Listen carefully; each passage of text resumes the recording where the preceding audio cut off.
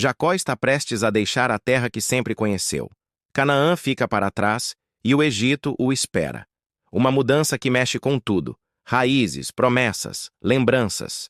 Mas antes de cruzar a fronteira, ele para em Berseba, o lugar onde tantas vezes ouviu a voz de Deus. Ali, ele ergue um altar. E mais uma vez, o céu responde: Não temas descer ao Egito. Eu vou com você. Essas palavras são o suficiente. Jacó segue em paz, levando filhos, netos, rebanhos, uma caravana inteira de história e esperança. Ao todo, cerca de 70 pessoas descem rumo a um novo capítulo. E lá no Egito, José, agora um homem de autoridade, prepara sua carruagem. Quando ele finalmente vê o pai, depois de tantos anos, o tempo para. É um abraço longo, cheio de lágrimas guardadas por décadas de saudade. Jacó, emocionado, diz: Agora posso morrer em paz, porque vi o teu rosto. Mas antes da morte, ainda há muita vida para ser vivida. José, com a sabedoria que Deus lhe deu, orienta a família. Digam a Faraó que são pastores de ovelhas. Assim, vocês poderão viver em Gósen, uma terra boa, mas distante do luxo e da cultura egípcia.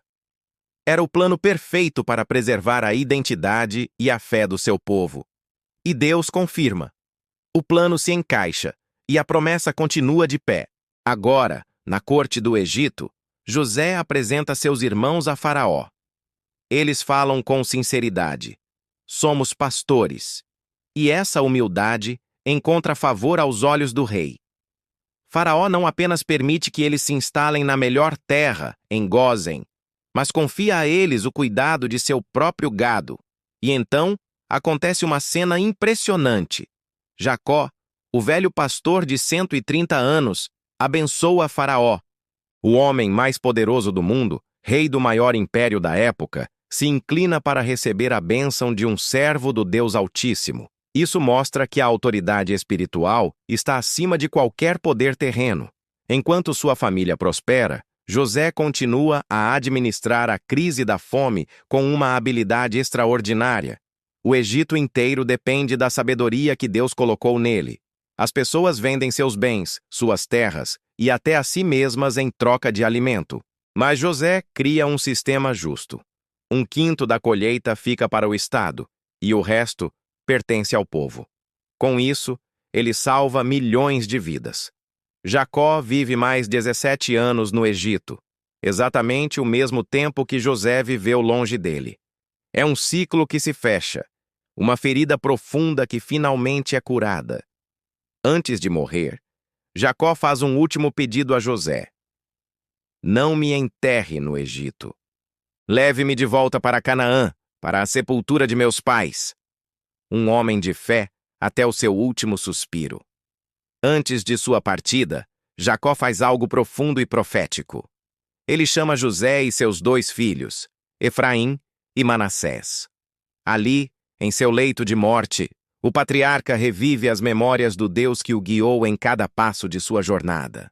Com um ato simbólico, ele adota os seus netos como se fossem seus próprios filhos, garantindo a eles um lugar de honra entre as tribos de Israel. E na hora de abençoá-los, ele cruza as mãos. A mão direita, a da bênção principal, ele coloca sobre o mais novo, Efraim, e a esquerda sobre o mais velho, Manassés. José, preocupado, tenta corrigir o pai, dizendo que Manassés é o primogênito. Mas Jacó responde com firmeza e clareza espiritual: Eu sei, meu filho, eu sei. O mais velho será grande, mas o mais novo crescerá ainda mais. Deus, mais uma vez, inverte a ordem natural das coisas, porque a sua graça nunca segue os padrões humanos. E com a voz fraca, mas cheia de uma fé inabalável, Jacó declara: O Deus que me pastoreou desde o dia em que nasci e me livrou de todo o mal, abençoe esses meninos. Esse é o legado de uma vida inteira. Uma fé que não apenas sustenta, mas que transborda para abençoar as próximas gerações. É a prova de que, quando caminhamos com Deus, nossa história se torna uma fonte de bênçãos para os que vêm depois de nós. Chega, então, a hora das palavras finais. Jacó chama todos os seus 12 filhos e profetiza sobre o futuro de cada um deles, sobre o que cada um se tornaria. Reúben, o primogênito, perde sua posição de honra por causa de sua instabilidade. Simeão e Levi, por sua violência, teriam seus descendentes espalhados por Israel. Mas quando chega a vez de Judá, o tom da profecia muda completamente. Jacó diz: Judá é como um leão. O cetro não se afastará dele, nem o bastão de comando de seus descendentes. A liderança, o governo e a promessa do Messias passam a pertencer à sua linhagem. E sobre José, ele o descreve como uma árvore frutífera que, mesmo atingida por flechas de inveja e sofrimento, continuou a dar frutos, sustentado pela força do Deus Todo-Poderoso. Depois de abençoar a todos, Jacó encerra com seu último desejo: ser sepultado na caverna de Macpela, em Canaã, ao lado de Abraão, Sara, Isaque, Rebeca e Lia. Ele termina de falar, recolhe os pés na cama e parte em paz, reunindo-se ao seu povo. José, com o coração partido, chora sobre o corpo do pai. O Egito inteiro entra em luto por 70 dias. O corpo de Jacó é embalsamado, e uma grande comitiva de oficiais egípcios e toda a família de Jacó o acompanha em sua última jornada de volta a Canaã. Perto do rio Jordão, o lamento é tão intenso que os cananeus nomeiam o lugar de Campo do Pranto do Egito. Jacó é finalmente sepultado entre os seus antepassados na terra da promessa. Quando a família volta para o Egito, um novo medo surge entre os irmãos. E se José agora quiser se vingar de nós por todo o mal que fizemos a ele? Mas José chora novamente, não de dor, mas de compaixão. Sua resposta é uma das mais belas declarações de perdão de toda a Bíblia. Não tenham medo. Vocês planejaram o mal contra mim, mas Deus transformou esse mal em bem, para preservar muitas vidas, como se vê hoje. Essa é a essência do perdão verdadeiro. Enxergar o propósito soberano de Deus por trás da dor humana.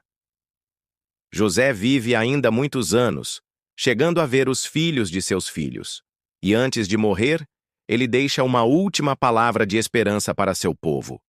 Deus certamente virá em auxílio de vocês e os levará de volta à terra que prometeu a Abraão.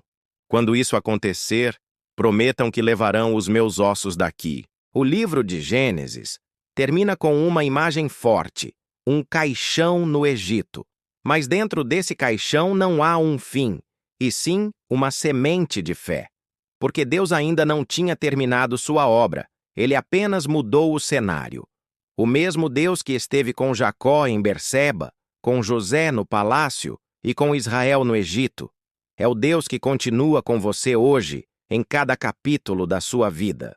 Se esta história tocou o seu coração, não se esqueça de curtir este vídeo, comentar aqui embaixo o que mais falou com você e, claro, se inscrever no canal para não perder nenhuma mensagem.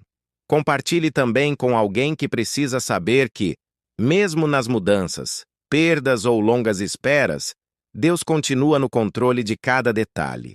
Lembre-se, quando Deus escreve a sua história, nem o Egito é o fim, é apenas o cenário onde ele está preparando o próximo milagre. Continue firme. A promessa ainda está de pé.